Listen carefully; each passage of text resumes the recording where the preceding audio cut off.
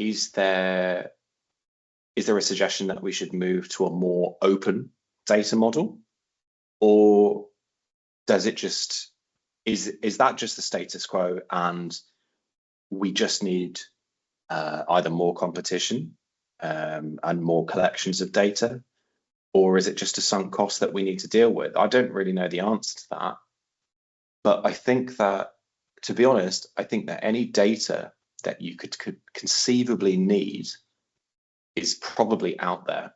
It's just paywalled, unfortunately. So can you talk a bit about the golden thread, please, and how that's shaping your work? Of course. I mean,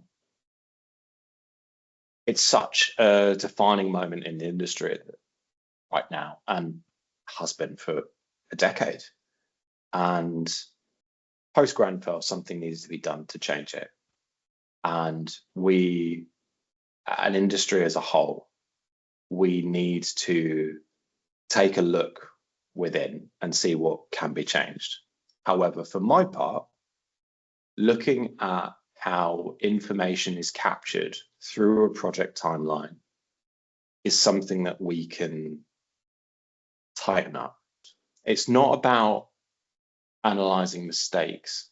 It's about having a better understanding of how the project's evolved. So from my side, I'd previously talked about having that single source of truth. And as that changes through time, that's what we call the golden thread of information. And that golden thread of information, it's not one model, it's not one drawing, it's not one document. It's a collection of data that flows through the project lifecycle, compiled from architects, engineers, other disparate consultants, and it all feeds into, at the end of the day, a real building.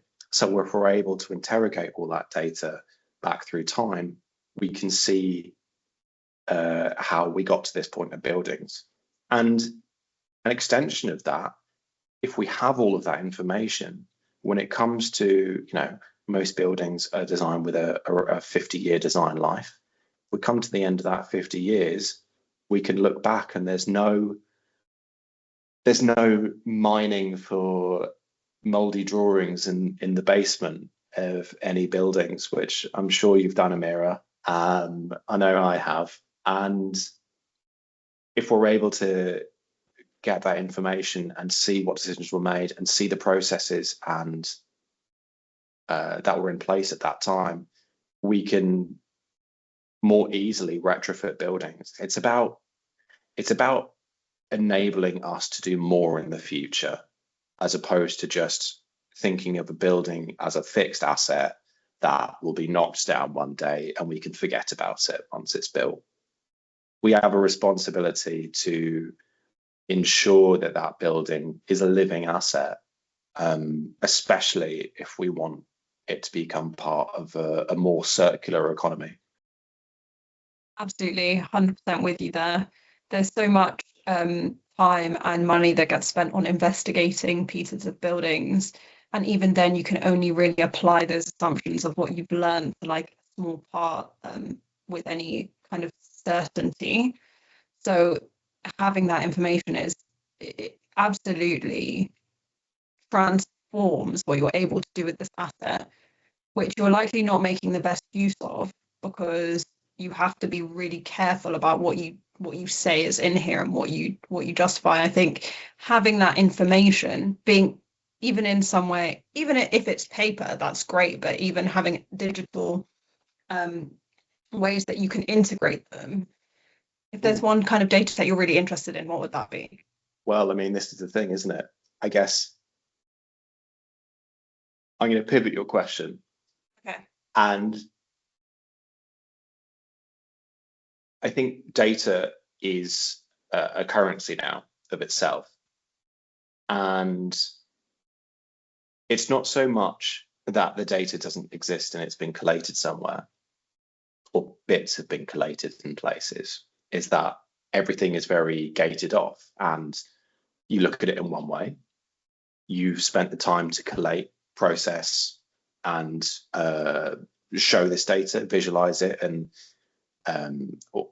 or make it available in an easily usable format. So you should charge a premium for that. However, we're now in a stage where everything is siloed off. If you want to get geotech information or borehole sampling from previous sites, you want to get access to a right to light solar study model of, let's say, London. And then you need to do some massing studies because your new tower could affect the airflow between buildings, as we've seen in the very windy section in the middle of the square mile and any other super tall centres, cities in the world. If you add all of those little bits of data up, that's quite a large cost at the end of the day. But, buildings are expensive. And I think maybe that is just a reality of the world.